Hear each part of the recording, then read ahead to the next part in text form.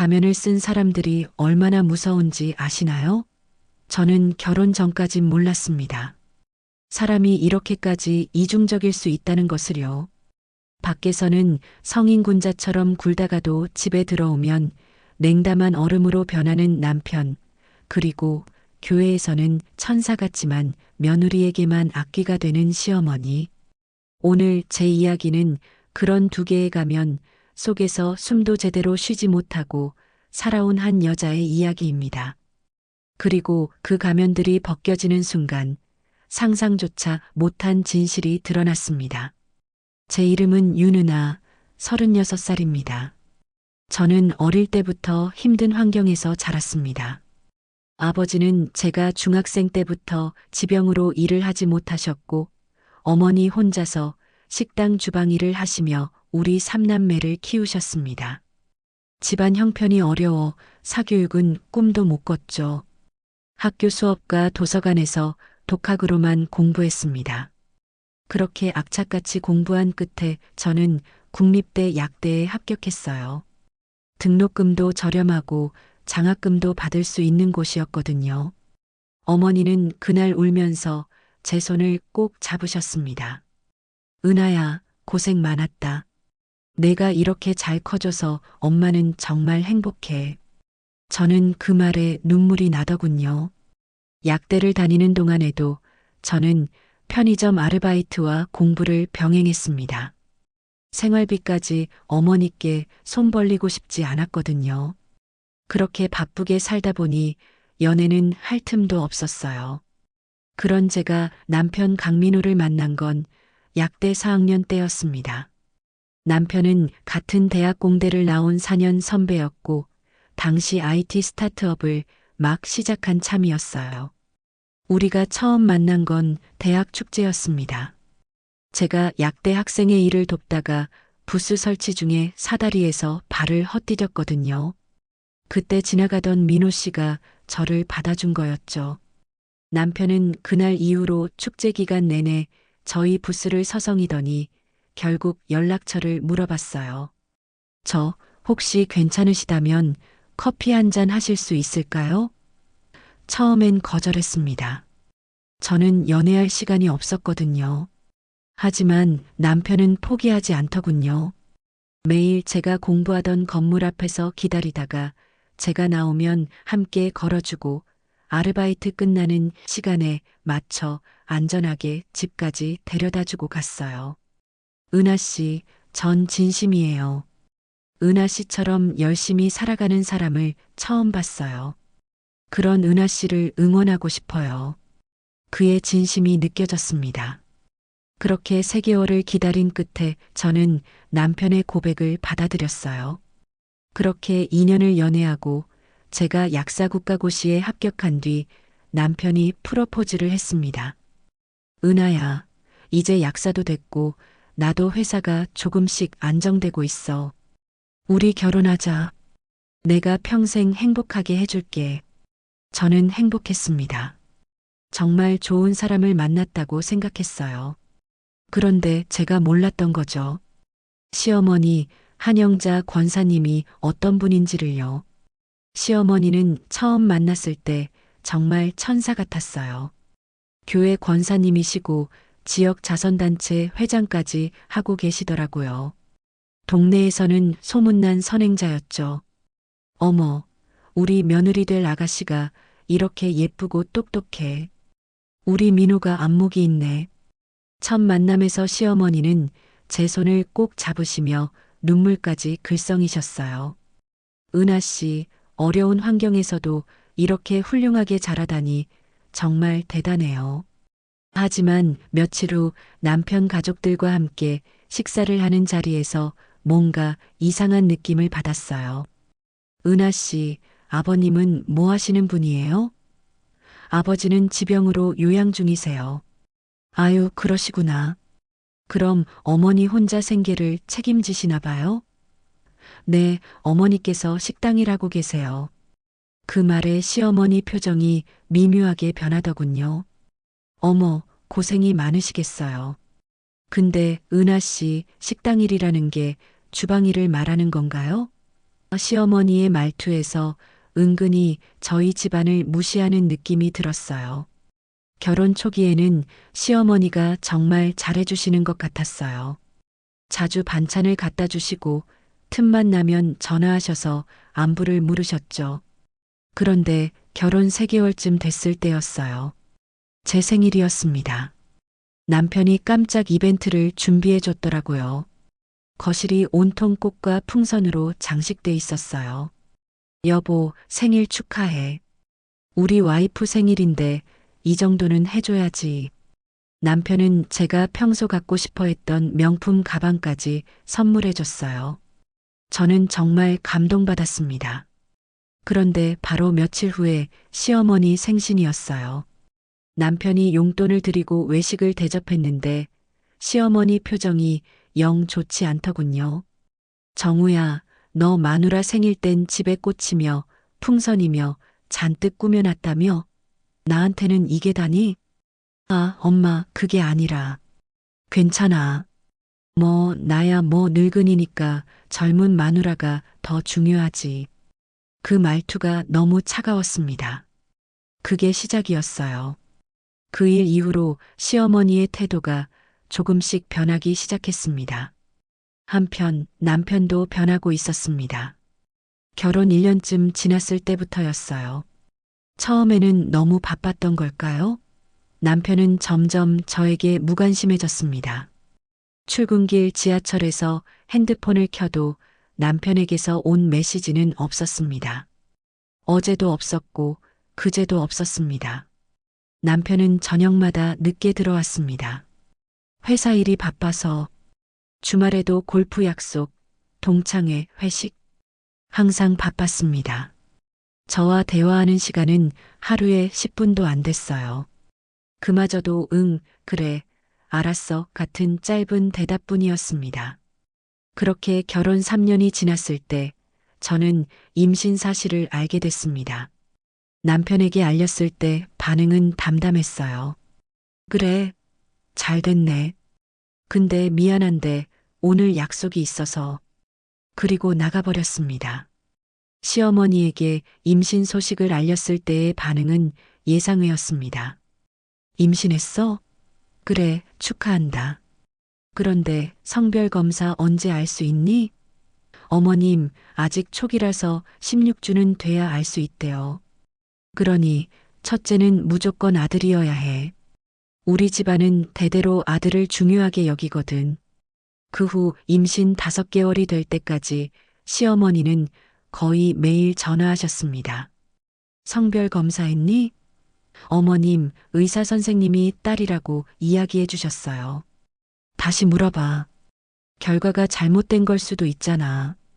어머님, 아들이든 딸이든 건강하게만 태어나면 되는 거 아닌가요? 어머, 넌 뭐가 그렇게 속편해?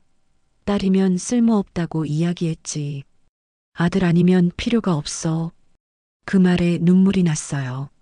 제 뱃속에 아이가 환영받지 못한다는 사실이 너무 슬펐습니다.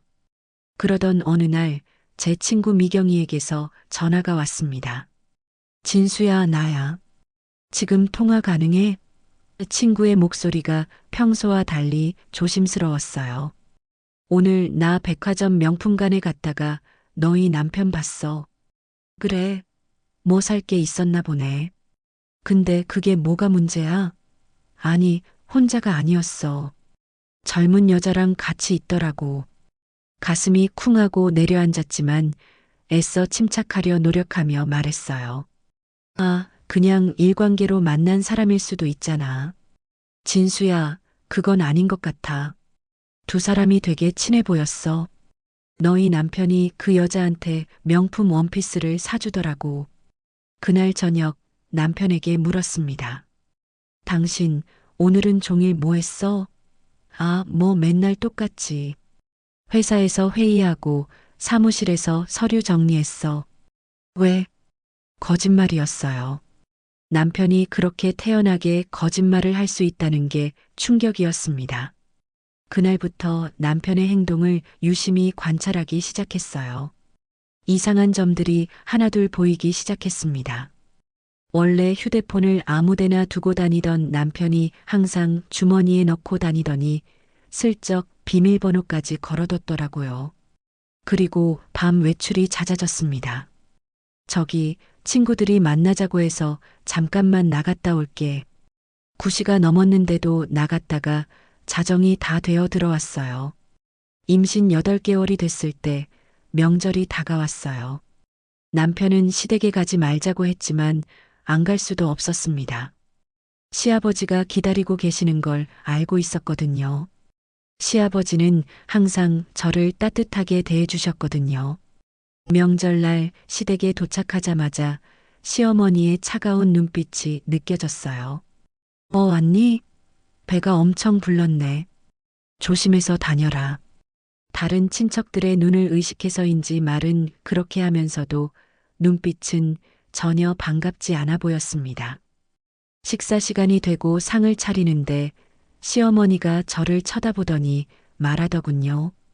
며느리, 너도 설거지 좀 도와줄 수 있지? 시아버지가 깜짝 놀라며 말렸습니다. 아, 여보, 며느리 지금 임신 8개월이야. 어떻게 설거지 시켜? 아니, 임신했어도 이렇게 좀 움직여줘야 순산하는 거예요. 남편도 저를 말렸지만 저는 일어섰습니다. 솔직히 시어머니에게 더 이상 책 잡히고 싶지 않았어요. 부엌에 들어가서 설거지를 시작했습니다. 남편이 옆에서 함께 설거지를 해주고 있었는데 급한 전화가 왔습니다. 금방 올게. 힘들면 좀 쉬고 있어. 남편이 나간 지 1분도 안 됐을 거예요. 갑자기 뒤에서 인기척이 느껴졌습니다. 돌아보니 시어머니가 서 계셨어요. 너 임신했다고 지금 쉬하냐? 순간 시어머니의 눈빛이 무섭게 변했습니다. 애 하나 베고 있다고 온 집안이 너한테 꼬리치고 설거지 안 하는데 아들놈이 옆에 붙어서 지켜줘. 시아버지라는 인간은 너만 챙기고 아들놈도 너만 감싸고 이게 도대체 무슨 말도 안 되는 일이야? 어머님, 진정하세요. 내가 왜 진정해? 너 때문에 우리 집안이 다 망가졌어. 시어머니가 점점 다가왔어요. 저는 배를 감싸며 물러섰습니다. 어머님, 제발. 뱃속에 어머님 손녀딸이 있어요. 딸 베고 있는 주제에 무슨 배가 소중해? 나도 딸 베고 있을 때 시어머니한테 시집살이 심하게 당해서 유산했어. 너도 똑같이 당해봐라. 그래야 내 심정을 이해라도 하겠지. 그 순간 시어머니가 제 배를 향해 발을 휘둘렀습니다. 저는 비명을 지르며 바닥에 주저앉았어요. 배를 움켜쥐는데 너무 아팠습니다. 남편이 제 소리를 듣고 급히 들어왔습니다. 여보, 왜 바닥에 앉아 있어? 여보, 배가 너무 아파. 어머님이. 그때 배에서 따뜻한 게 흘러내리는 느낌이 들었어요. 양수가 터진 거였습니다. 여보, 아기. 양수 터졌나 봐. 남편이 고함을 질렀어요. 아버지, 어머니, 큰일 났어요. 병원으로 향하는 동안 남편은 계속 눈물을 흘렸어요. 미안해. 내가 너를 지켰어야 했는데. 병원에 도착하자마자 저는 응급 제왕절개 수술을 받았습니다. 수술은 1시간 정도 걸렸습니다. 눈을 떴을 때 남편이 제 옆에 앉아 있었습니다. 여보, 괜찮아. 우리 딸 2.5kg로 태어났어. 지금 인큐베이터에 있는데 의사 선생님이 다행히 건강하다고 하셨어. 저는 안도의 눈물을 흘렸어요. 그런데 남편이 잠시 침묵하더니 저한테 물어보더군요. 엄마한테 물어봤어. 엄마가 당신 배를 발로 찬 거 맞아? 무언의 긍정에 남편 얼굴이 일그러지더군요. 어떻게 사람이 그럴 수가 있지? 아무리 며느리가 미워도 엄마가 미쳤나 봐. 다음 날 저는 병실에서 쉬고 있었습니다. 친정 어머니가 급히 올라오셔서 절 보살펴 주셨습니다. 그런데 며칠 후 시어머니가 병실로 들어왔습니다. 친정 어머니와 마주한 시어머니는 비웃듯 말했습니다. 사돈댁 오셨어요? 왜 오셨나 모르겠네요. 딸이 딸을 낳았는데도 미역국을 먹여주고 싶어요? 사돈댁, 지금 무슨 말씀을. 아들도 아니고 딸을 낳았으니 별로 축하할 일도 아니잖아요. 쓸모없는 딸년 하나 태어났을 뿐인데. 친정 어머니가 분노로 떨고 계셨습니다. 당장 나가요. 나가. 시어머니는 비웃으며 병실을 나갔습니다. 저는 그 순간 결심했습니다. 더 이상 참을 수 없다고. 다행히 병실에 있던 제 핸드폰이 녹음 모드로 되어 있었습니다. 시어머니가 들어오자마자 미리 켜놓은 거였어요. 저는 시어머니가 속해 있는 모든 단톡방에 녹음 파일과 함께 글을 올렸습니다. 안녕하세요. 저는 한영자 권사님의 며느리 강은하입니다. 그동안 여러분께서 모르고 계셨던 시어머니의 진짜 모습을 보여드릴게요. 카톡방은 순식간에 난리가 났습니다. 이게 진짜예요? 권사님이 이런 분이셨어? 임신한 며느리 배를 발로 차다니. 한편 그 와중에도 남편의 행동은 여전히 이상했습니다. 아기가 태어나고 한 달쯤 지났을 때였어요. 어느 날 밤 10시가 넘었는데 남편이 또 전화를 받더니 외출 준비를 했죠. 여보, 나 친구들이 급하게 만나자고 해서 잠깐만 나갔다 올게. 이번에는 생전 안 쓰던 모자와 마스크까지 쓰고 밖으로 나가더라고요. 저는 결심했습니다. 오늘은 꼭 따라가 보기로. 남편이 나가고 현관문이 닫히자 저도 얼른 일어나 조심스럽게 그 뒤를 따라갔습니다. 남편은 차를 가져가지 않고 걸어서 나갔어요. 충분히 거리를 두고 남편을 따라갔습니다. 제 평생의 남편을 미행하는 날이 올 줄은 꿈에도 몰랐는데. 그런데 남편이 도착한 곳은 다름 아닌 저희 건물 앞이었어요. 시어머니 일로 워낙 정신이 없었는데 그 사이에도 남편은 계속 수상한 행동을 하고 있었던 겁니다. 어두운 건물 앞에 선 남편이 1층 입구에서 누군가를 기다리는 것 같았어요. 그러기를 한 10여 분 지났을까요? 갑자기 어둠을 뚫고 젊은 여자 하나가 나타나더군요. 20대로 보이는 여자는 긴 생머리에 연한 베이지색 원피스를 입었더군요. 남편은 여자를 보자 환하게 웃었습니다. 최근에 가족 앞에선 한 번도 보여준 적 없는 환한 미소라 기분이 씁쓸하더군요. 두 사람은 나란히 서서 이야기를 나눴습니다. 남편이 여자의 어깨를 가볍게 두드리는 모습도 보였죠. 그러다 잠시 후 남편이 건물 입구로 들어가는 게 보였어요. 당장이라도 뛰어들어가 불륜 현장을 뒤집어 엎고 싶었어요. 하지만 침착해야 했죠. 확실한 증거를 남길 필요가 있었습니다. 저는 뒤쪽 입구로 조심스럽게 건물에 들어갔습니다. 천천히 계단을 오르며 남편이 보이지 않는지 두리번거렸어요. 5층에 도착했을 때 복도 끝 공실에서 불빛이 새어나오는 게 보였어요. 저는 마른 침을 꿀꺽 삼키며 복도 끝을 향해 조심스럽게 다가갔습니다. 그리고 살짝 열린 문틈 사이로 안을 들여다봤죠. 그 순간 제 인생에서 가장 충격적인 장면을 목격하고 말았습니다. 공실 안에서 남편은 건물에 함께 들어온 젊은 여자를 활짝 열린 창문 앞으로 몰아붙이고 있었어요. 5층 높이의 건물에서 잘못 떨어지기라도 하면 정말 끔찍한 일이 일어날 것 같았습니다. 남편의 손이 여자의 어깨를 움켜쥐고 있는 게 보였습니다. 마치 젊은 여자를 창밖으로 밀어내려는 것처럼 보였죠. 그때 여자가 울먹이며 애원하는 소리가 들렸어요. 제발, 제발 이러지 마세요. 하지만 남편은 완전히 정신이 나간 사람처럼 눈을 희번덕거리며 외쳤어요. 입 닥쳐. 내가 나타나지만 않았어도 이런 일 없었어. 저는 그냥 한 번만 만나고 싶었을 뿐이에요. 누가 너 같은 거 보고 싶다고 했어? 저는 도저히 그 모습을 더 두고 볼 수 없어 문을 열고 들어갔습니다. 아, 못 멈춰. 이게 도대체 뭐 하는 짓이야? 그 소리에 놀란 남편이 눈을 크게 뜨고 뒤돌아봤습니다. 아니, 당신이 여기 어떻게 해? 당신 지금 뭐 하는 거야? 당장 그 여자한테서 손 떼. 남편은 당황해서 넋이 나간 표정이었습니다. 저는 떨리는 손으로 휴대폰을 꺼내며 말했어요. 그게 뭐가 중요해? 당장 그만두지 않으면 경찰에 신고할 거야. 저는 계단을 뛰어내려가며 얼른 112를 눌렀어요. 여기 사람이 위험해요. 그러다 그만 다리에 힘이 풀리며 바닥에 넘어지고 말았어요. 머리를 바닥에 부딪히고 전화기도 떨어뜨렸죠. 그렇게 저는 의식을 잃었습니다. 다시 눈을 떴을 때 저는 병원 침대에 누워 있었습니다.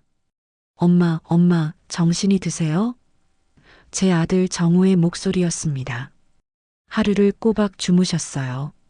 넘어지면서 머리를 심하게 부딪히셔서 일시적인 뇌진탕이 왔었대요. 그 여자는 무사한 거니? 무사해요. 엄마가 신고하신 거죠. 그 덕에 경찰이 제때 도착해서 구했대요. 저는 안도의 한숨을 쉬었습니다. 너희 아빠는? 그 사람은 어떻게 됐니? 아버지 구속됐어요. 정호야, 엄마가 미안해. 어쩌다 이런 말도 안 되는 일이. 엄마가 왜 미안해요? 잘못한 건 아버지잖아요. 엄마는 목숨 걸고 한 사람의 생명을 구한 거예요. 잠시 후 형사 2명이 병실로 들어왔습니다. 저는 그날 제가 겪은 일을 담담하게 털어놨습니다. 그리고 궁금한 점을 물었습니다. 근데 뭐가 어떻게 된 건지. 전 분명 남편의 외도를 의심하고 그 건물을 따라간 겁니다. 하지만 제가 본 상황은 외도로 보이는 장면이 아니었어요. 대체 무슨 일이 있었던 거죠? 그 여자 누구고요? 형사가 한숨을 쉬며 말했습니다. 충격적일 수 있지만 알 권리가 있으시니까 말씀드리겠습니다. 먼저 피해자의 신원부터 말씀드리면 이름은 홍수연, 28살이고 강민호의 혼외자로 밝혀졌습니다. 혼외자요? 혼외자라면 그 여자가 저희 남편의 불륜 상대가 아니라 딸이란 말인가요? 네. 강민호가 이미 유전자 검사도 시행했더군요. 검사 결과 친자 관계로 확인됐습니다. 아니, 그게 무슨 28살이면 나이가 우리 아들이랑 동갑인데 30여 년 전, 그러니까 윤은아 씨와 결혼하신 직후에 강민호가 다른 여성과의 사이에도 아이가 생긴 것 같습니다.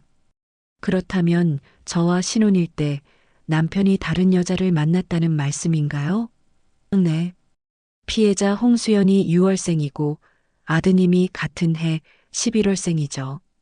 그쪽 아이가 먼저 태어난 겁니다. 형사는 계속 설명했습니다.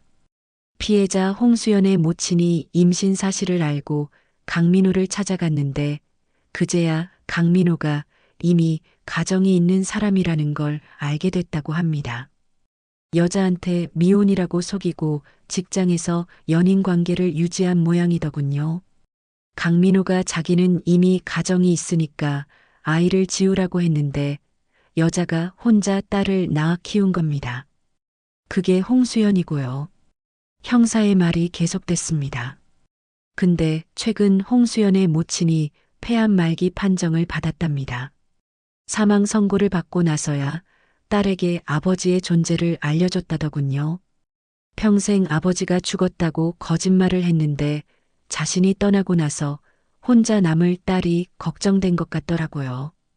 홍수연은 모친이 돌아가시기 전에 아버지를 한 번만이라도 만나게 해주고 싶어서 친부를 찾아왔답니다. 놀란 강민호는 딸을 잘 달래서 돌려보낼 생각에 백화점에서 옷도 사주고 밥도 사주고 용돈도 쥐어준 모양입니다. 그때 친구가 전화로 했던 말이 떠올랐어요. 남편이 젊은 여자에게 옷을 사주는 걸 봤다는 게 바로 그날이었던 것 같더군요. 하지만 홍수연이 계속 연락하고 특히 평생 아버지를 그리워한 어머니를 한 번만 찾아와 달라고 부탁하니까 강민호는 갑자기 태도를 바꿨습니다. 강민호는 처가에서 물려준 건물로 살아가고 있는 상황에서 혼외자의 존재가 알려지면 모든 걸 잃을 거라고 생각했답니다. 그제야 이해가 됐습니다. 남편이 무모한 짓을 벌인 이유를. 그 건물은 제 친정 부모님이 물려주신 제 명의 건물이었어요. 신혼에 실직한 남편이 변변한 일자리를 잡지 못하고 방황하자 걱정하시던 친정 부모님이 물려주신 거죠. 그래서 저한테 바람 피운 걸 들켜서 이혼할까봐 자기 딸을 죽이려고 했다는 건가요? 네. 현재 강민호는 살인 미수 혐의로 구속됐습니다. 며칠 후 아들이 뜻밖의 소식을 전해줬습니다. 엄마, 오늘 형사님한테 들었는데 홍수연 씨 어머니가 돌아가셨대요. 오늘 새벽에. 장례는 어떻게 한다는 것 같니? 혼자 치르려고 하는 것 같은데 형편도 안 좋고 아는 사람도 없고 두 사람이 외롭게 살아왔던 것 같더라고요. 저는 한참을 고민하다가 결심했습니다. 정호야, 우리가 빈소에 가보자. 빈소에 조문객이 많지 않아 썰렁한 느낌이 들더군요. 영정사진 속 고인은 딸과 많이 닮은 모습이었습니다. 아마 젊었을 때는 무척이나 예쁜 얼굴이었을 것 같더군요. 저와 아들이 들어가자 빈소 한 구석에 홀로 앉아있던 여자가 깜짝 놀라며 일어섰습니다. 아주머니, 여긴 어떻게? 경찰서에서는 경황이 없어서 제대로 말씀 못 드렸어요.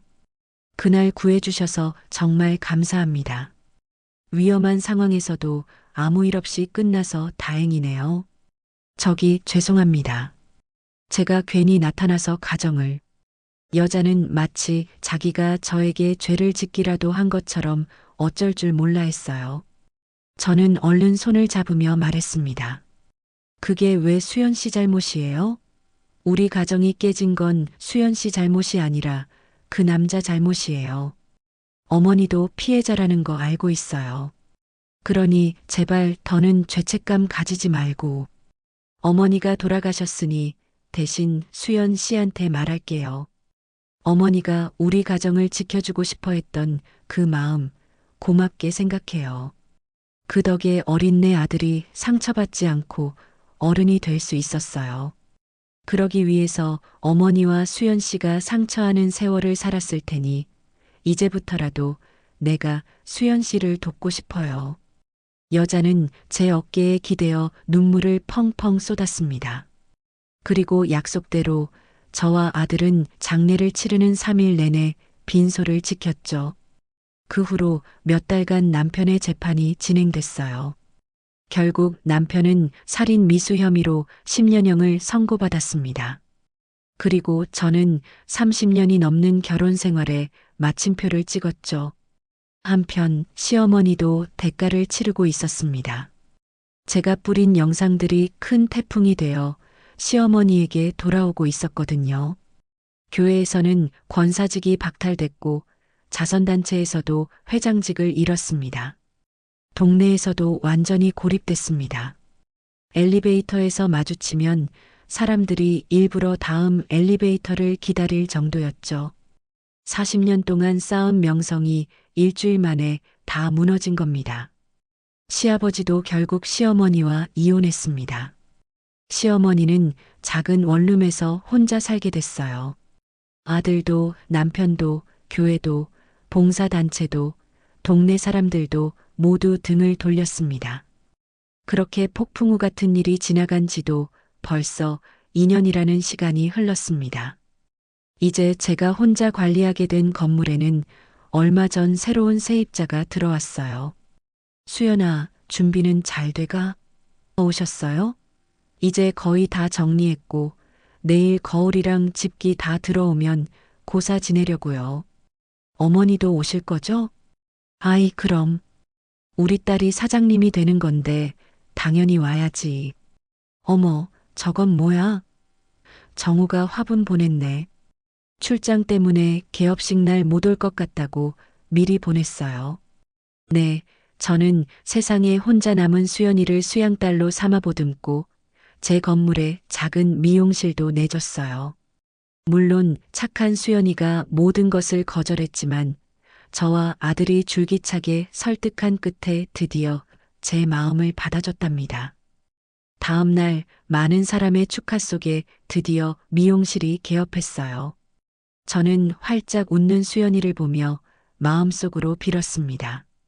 수연이 엄마 평생 외롭고 힘들게 살았지만 수연이 하나만큼은 착하고 바르게 잘 키웠네요. 이제 저희 걱정하지 말고 좋은 곳에서 편히 쉬어요. 우리가 수연이 잘 돌봐줄게요. 여러분, 세상엔 참 많은 인연이 있죠. 부모와 자식의 인연, 부부의 인연. 하지만 저와 수연이처럼 이 말로는 설명할 수 없는 기막힌 인연도 있습니다. 저는 30년을 함께 산 남편에게 뒤통수 맞아 울었고, 수연이는 자신을 세상에 나오게 만든 친부에게 2번이나 버림받아 울었습니다. 그렇게 한 사람으로 인해 상처받은 저희가 이제 서로에게 위로와 희망을 주는 존재가 된 겁니다. 비록 한마디로 정해 내릴 순 없지만 그래서 더 특별하게 느껴지는 게 저희의 인연이 아닌가 싶습니다. 이 사연을 함께 하신 많은 분들도 부디 힘겨운 과거를 이겨내고 새롭게 시작하는 저희를 응원해 주시겠어요? 그럼 오늘도 열심히 하루를 살아가는 여러분의 무탈과 안녕을 기원하며 저는 이만 물러가겠습니다. 모두 행복하세요.